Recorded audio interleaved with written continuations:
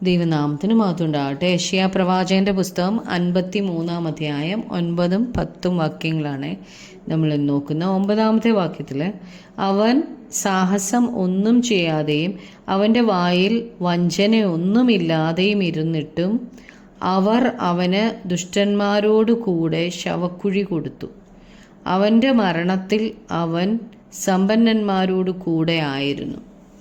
ദുഷ്ടന്മാരോടു കൂടെ എന്നിവിടെ പറഞ്ഞിരിക്കുന്ന അത് മറ്റു മനുഷ്യരുടെ കൂടെ ആണ് യേശുവിനെ അടക്കിയത് എന്നാണ് അതിൻ്റെ അർത്ഥം. ആ ദേശത്തുള്ള മറ്റുള്ളവരെയും അവിടെ അടക്കിയിട്ടുണ്ട്. അരിമത്യയിലെ ജോസഫിൻ്റെ കല്ലറയുള്ളിടത്ത് മറ്റനേക കല്ലറകൾ ഉണ്ട്. യേശുക്രിസ്തു വീണ്ടെടുപ്പുകാരനാണ്. യേശുക്രിസ്തു ദൈവത്തിൻ്റെ പുത്രനാണ്.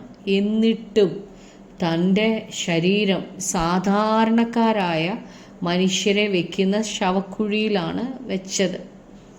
അരിമത്യക്കാരൻ ജോസഫ് വളരെ സമ്പന്നനായിരുന്നു. മശിഹായുടെ ശരീരം ജോസഫിൻ്റെ കല്ലറയിൽ വെച്ചു.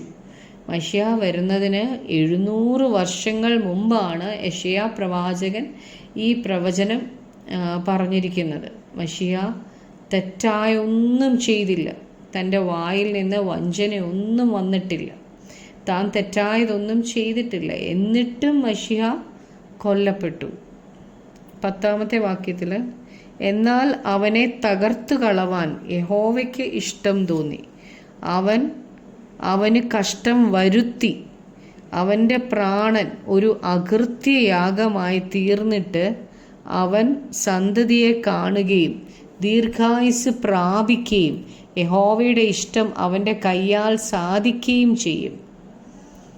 നാം രക്ഷിക്കപ്പെടേണ്ടതിനാണ് മശിഹായെ പിതാവായ ദൈവം തകർത്തു കളഞ്ഞത്. നമ്മുടെ പാപങ്ങളിൽ നിന്ന് നമ്മെ രക്ഷിക്കേണ്ടതിനാണ് മശിഹ തൻ്റെ ശരീരത്തിൽ നമുക്ക് ലഭിക്കേണ്ട, നാം അനുഭവിക്കേണ്ട ശിക്ഷ മശിഹ സഹിച്ചത് നമ്മുടെ പാപങ്ങളിൽ നമ്മളെ രക്ഷിക്കാനായിട്ടാണ്. മശിഹ അത് സന്തോഷത്തോടെയാണ് താൻ അത് സഹിച്ചത്. തൻ്റെ മുമ്പിൽ വെച്ചിരിക്കുന്ന സന്തോഷമോർത്ത് അവൻ അപമാനം അലക്ഷ്യമാക്കി ക്രൂശിനെ സഹിക്കുകയും ദൈവസിംഹാസനത്തിൻ്റെ വലത്തുഭാഗത്ത് ഇരിക്കുകയും ചെയ്തു എന്നാണ് എബ്രായരിൽ നാം കാണുന്നത്. നാം രക്ഷിക്കപ്പെടേണ്ടതിന് തൻ്റെ പുത്രനെ തകർക്കാൻ പിതാവിന് ഇഷ്ടം തോന്നി. മശിഹ പാപം ചെയ്തില്ലെങ്കിലും പിതാവ് മശിഹായെ നമുക്കായിട്ട് പാപമാക്കി മാറ്റി. യാഗങ്ങളിലൊന്നാണ് അകൃത്യയാഗം. നമ്മുടെ അകൃത്യത്തിനായിട്ട് നാം കഴിക്കുന്ന യാഗമാണിത്. നാം കഴിക്കേണ്ട, പഴയ നിയമത്തിൽ ഓരോ മനുഷ്യരും അകൃത്യയാഗം, അവർ ചെയ്ത പാപത്തിനായിട്ടുള്ള യാഗം കഴിക്കണം. അകൃത്യങ്ങൾക്കുള്ള യാഗം ആണ്. ദൈവം മശിഹായെ അകൃത്യയാഗമാക്കി തീർത്തു. ക്രിസ്തു എല്ലാവരുടെയും അകൃത്യങ്ങൾ സ്വയമായിട്ട് ഏറ്റെടുത്തു. നിഷ്കളങ്കനായ മശിഹായിൽ പിതാവായ ദൈവം സകല മനുഷ്യരുടെയും അകൃത്യങ്ങളും ആക്കി വെച്ചു, തൻ്റെ മേലാക്കി വെച്ചു. ഇതിൻ്റെ ഫലമായിട്ട് നിത്യമായ ജീവൻ നമുക്ക് ലഭിച്ചു. മരണത്തെ ജയിച്ച് നിത്യമായ ജീവൻ നമുക്ക് പിതാവായ ദൈവം നൽകി. പിതാവിൻ്റെ പ്ലാനാണ് പുത്രൻ ചെയ്തത്. പ്ലാൻ അനുസരിച്ചാണ്, പിതാവിൻ്റെ പദ്ധതി അനുസരിച്ചാണ് പുത്രൻ ചെയ്തത്. പിതാവിനെ പ്രസാദിപ്പിക്കുന്നത് മാത്രമാണ് പുത്രൻ്റെ ആഗ്രഹം. അതായിരുന്നു നമ്മുടെ പാപങ്ങൾ മുഴുവൻ ക്രിസ്തു ക്രൂശിൽ വഹിച്ചു. അപ്പോൾ ആ ഒരു നിമിഷത്തേക്ക് മശിഹായ്ക്ക് പിതാവായ ദൈവത്തോടുള്ള നിത്യമായ ബന്ധത്തിന് വിള്ളൽ സംഭവിച്ചു. നമ്മുടെ പാപങ്ങൾ മുഴുവൻ ക്രിസ്തു ക്രൂശി വഹിച്ചപ്പോൾ ആ ഒരു നിമിഷത്തേക്ക് പിതാവിനോടുള്ള നിത്യമായ ബന്ധത്തിൽ നിന്ന് വിള്ളലുണ്ടായി. പാപം നമ്മെ ദൈവത്തിൽ നിന്ന് അകറ്റും. അതുകൊണ്ടാണ് യേശുക്രിസ്തു ക്രൂശിൽ കിടന്ന് നിലവിളിച്ചത്, എൻ്റെ ദൈവമേ, എൻ്റെ ദൈവമേ, നീ എന്നെ കൈവിട്ടതെന്ത് എന്ന്.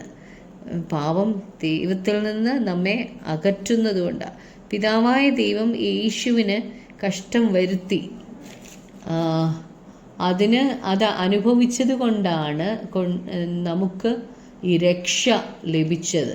രക്ഷ കണ്ട് നമുക്ക് ലഭിച്ച രക്ഷ കണ്ട് മശിഹ തൃപ്തനായി. ക്രൂശ് നമ്മുടെ രക്ഷയ്ക്ക് ആവശ്യമായിരുന്നു. മറ്റൊന്നിനും നമുക്ക് ആ രക്ഷ തരാൻ കഴിയത്തില്ല. നമ്മുടെ പ്രവർത്തികൾ കൊണ്ടൊന്നും ആ രക്ഷ നമുക്ക് കൈവരിക്കാൻ പറ്റത്തില്ല. രക്ഷ സൗജന്യമാണ്. നമുക്ക് പ്രാർത്ഥിക്കാം. കർത്താവായ യേശുവേ, അങ്ങ് ഒരുക്കിയിരിക്കുന്ന വലിയ രക്ഷയ്ക്കായി നന്ദി പറയുന്നു കർത്താവേ. അപ്പാ, പിതാവായ ദൈവമേ, അങ്ങയ്ക്ക് പുത്രനെ തകർക്കുവാൻ ഇഷ്ടം തോന്നിയല്ലോ കർത്താവേ. യേശുവേ, അങ്ങയുടെ സ്നേഹത്തിനായി നന്ദി. ഞങ്ങളെ അപ്പാ അങ്ങ് മക്കളായിട്ട് തെരഞ്ഞെടുത്തതിനായി നന്ദി പറയുന്നു കർത്താവേ. ഇതിനൊന്നും ഞങ്ങൾക്ക് യോഗ്യതയില്ലപ്പാ. യേശുവേ അപ്പാ, അങ്ങ് ഞങ്ങളുടെ പാപങ്ങൾ മുഴുവൻ ക്ഷമിച്ചു തന്നല്ലോ കർത്താവേ. അങ്ങയുടെ കരുണയ്ക്കായി നന്ദി പറയുന്നു. ഞങ്ങളുടെ പ്രാർത്ഥന കേട്ടതിനായി നന്ദി. യേശുക്രിസ്തുവിൻ്റെ നാമത്തിൽ തന്നെ ആമേൻ.